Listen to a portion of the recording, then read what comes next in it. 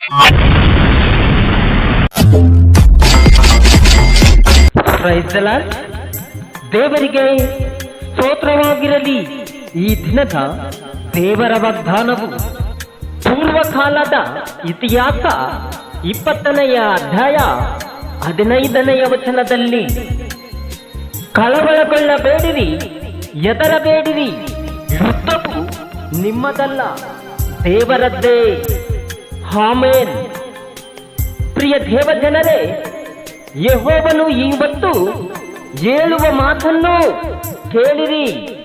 ಆತನು ನಿಜ ನಿಜವಾಗಿಯೇ ಹೇಳುತ್ತಾ ಇದ್ದಾನೆ. ಕಳವಳಗೊಳ್ಳಬೇಡಿರಿ, ಹೆದರಬೇಡಿರಿ, ಯುದ್ಧವು ನಿಮ್ಮದಲ್ಲ, ನಿನ್ನ ದೇವರಾದ ಯೆಹೋವನದ್ದೇ. ಆಮೆನ್. ಪ್ರಿಯ ಸಹೋದರರೇ, ನೀವು ಯಾವುದಕ್ಕೂ ಹೆದರಬೇಡಿರಿ, ಎಂದಿಗೂ ಕಳವಳಗೊಳ್ಳಬೇಡಿರಿ. ನಿನಗೆ ಅಡ್ಡ ಆತಂಕವು ಎಷ್ಟೇ ಬಂದರೂ ಭಯಪಡಬೇಡಿರಿ, ಏಕೆಂದರೆ ನಿನ್ನ ದೇವರಾದ ಯೆಹೋವನೇ ನಿನ್ನ ಮಧ್ಯದಲ್ಲಿ ಶೂರನಾಗಿದ್ದಾನೆ. ನೀನು ಯಾರಿಗೆ ಅಂಜದೆ ಮುಂದಕ್ಕೆ ಬನ್ನಿರಿ.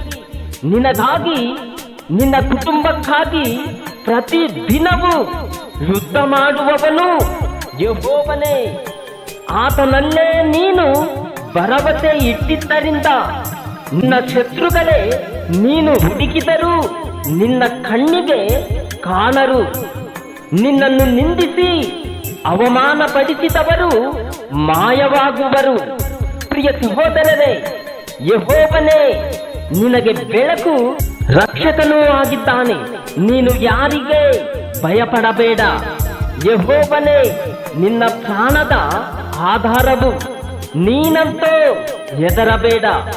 ನಿನ್ನನ್ನು ಬಾಧಿಸುತ್ತಿರುವ ದುರ್ವೈರಿಗಳು ನಿನ್ನನ್ನು ನುಂಗಿಬಿಡಬೇಕೆಂದು ಬಂದು ತಾವೇ ನೆಲಕ್ಕೆ ಬಿದ್ದು ಹೋಗುವರು. ಧೈರ್ಯದಿಂದಿರು. ಯುದ್ಧವು ನಿನ್ನದಾದರೆ ಯುದ್ಧ ಮಾಡುವವನು ಯೆಹೋವನೇ. ದೇವರು ನಿಮ್ಮನ್ನು, ನಿಮ್ಮ ಕುಟುಂಬವನ್ನು ಆಶೀರ್ವದಿಸಲಿ. ಆಮೆನ್.